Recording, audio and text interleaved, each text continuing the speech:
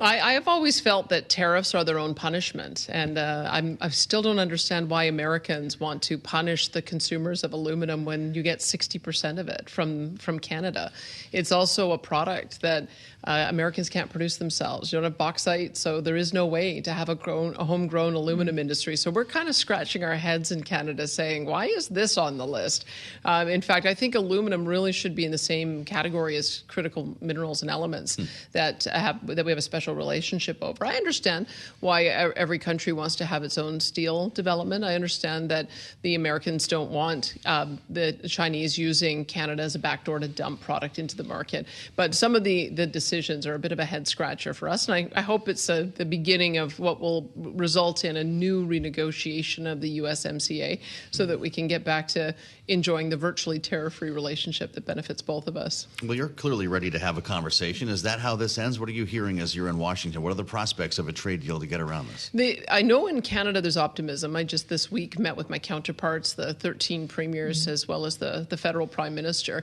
And because we've got G7 taking place in the coming weeks in my home province of Alberta in Kananaskis, I think that everybody's hopeful that it would be really nice either just before or during or just after to announce that there has been some kind of détente or interim step towards getting to a comprehensive renegotiation of trade.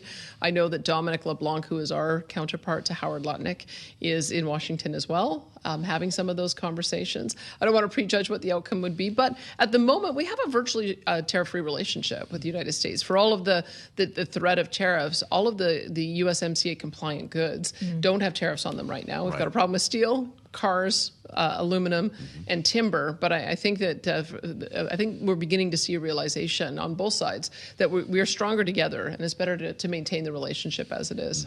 Well, as you mentioned, all of the premiers getting together, what are you asking of Prime Minister Carney? Are there things you're pushing for him to do in terms of action? I think what you're seeing is that the sentiment is that if the Americans truly do want us to find other trading partners, then we should be serious about that. We should be trading more with each other. Maybe rather than sourcing some of our steel beams and other products from America, maybe we source it from Ontario and Quebec.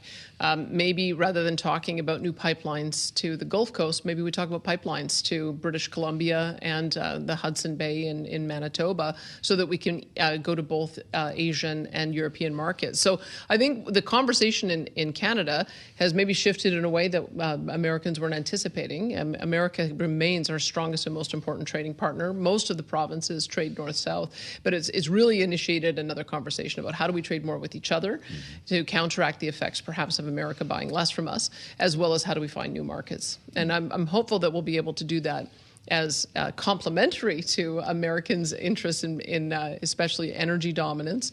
But at the moment, is when you've got a friction in your relationship, that's one of the things that we're trying to sort out. Are there new markets that we can we can go into? A lot of conversations about pipeline in Alberta. You currently have excess capacity, TMX, Enbridge. Why would oil companies sign up for a new line if that remains the case? I think that there's been some misinformation. Yeah. I know that the environment minister, who wants to keep it in the ground, has been suggesting that somehow TMX is only at 40% capacity. It's simply not true. What is it? It's at 85 to 90%. One of the things we have to do is dredge the channel that it goes through so that we can have heavier boats going so they can be filled up. But we also just recently saw a new auction that went through, and there were 400,000 barrels of demand for what was only going to be 100,000 new barrels of supply. So I have no question in my mind that if we build a new pipeline, it will be filled, especially as we look towards the Asian markets. We have been able to build a pipeline to our west coast with Trans Mountain. Initially, we thought that most of that product was destined for refineries on your west coast. But in fact, more than half of it is now going to Asian countries. Korea just announced that they're going to buy an additional $1 billion per year. They want to receive of their 3 refineries an extra tanker. They've tried our heavy oil. They like it. And there are other heavy oil refineries around the world that realize that now that it's on Tidewater, we can get there directly. Yeah. And so we're going to continue looking at those opportunities. But I think that there is an incredible growth opportunity for Canada. We have a different kind of oil than America does. America has light sweet. So you've got certain markets. You've got the heavy stuff. So I always look at it as more like cooperation as opposed to competition, because we can fuel and feed different markets than America can. again, and it doesn't diminish at all the American aspiration for dominance. I think, in fact, Canada and U.S. together are going to be the ones that can achieve that energy dominance for all of North America. Well, when we consider the prospects of a new pipeline that would allow you to ship, as you were describing, more oil to foreign markets, it seems Mark Carney is behind this idea as long as there are kind of offsetting factors in terms of green investments. You described this earlier this week as a grand bargain. As you think about that bargain, how should that kind of effort be paid for? And what do you think is the most realistic route to actually get where that pipeline should go? Our biggest oil sands producers have been proposing something called the Pathways Project. So with a combination of carbon capture, utilization, and storage, maybe small modular nuclear, direct air capture for the last mile, we believe that it can be carbon neutral by 2050, at which point that would make it the lowest carbon barrel in the world. And we also know with heavy oil, you can make 6,000 different products out of a barrel of oil. And so it can be used not only for gas and diesel and aviation fuel, but also for asphalt and other types of petrochemical products. So we're really excited about the potential for that to occur. I think our best option is another pipeline to the West Coast, Northwest Coast, probably around the Prince Rupert area. It's only about 8 to 10 days to get to the Asian markets of Japan and South Korea by going that way, and then on into, of course, China and India as new markets as well. So if we can have decarbonized bitumen going through that pipeline, not only does the pipeline project through Pathways would cost about $10 to $20 billion. It's a big hit.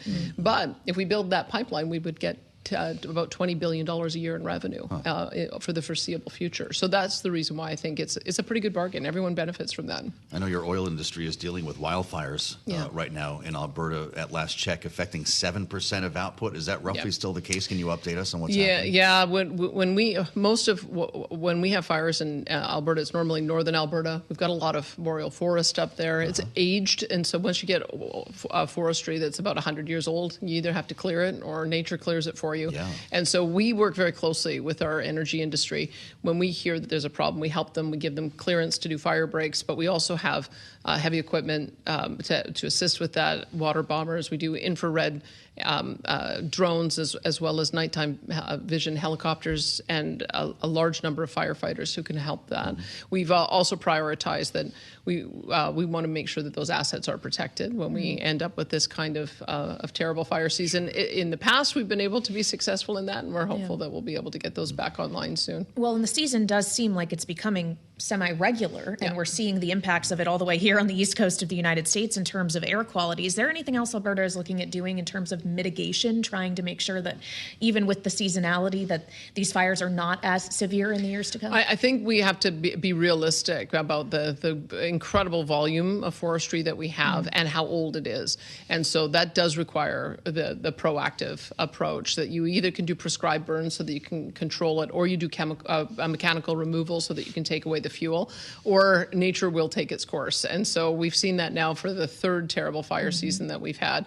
But those are the mechanisms that we're using. We've got to get new green growth going, because that's going to be the way that we have a differential in age in our forests, and hope that we don't end up with these problems. I should also mention we found that 67% of fires are started by human caused. So people being careless. And so we put out campaigns just saying, make sure you douse your fire, make sure that you're not sparking anything with equipment, because those are some of the reasons why we can end up with these terrible wrecks as well.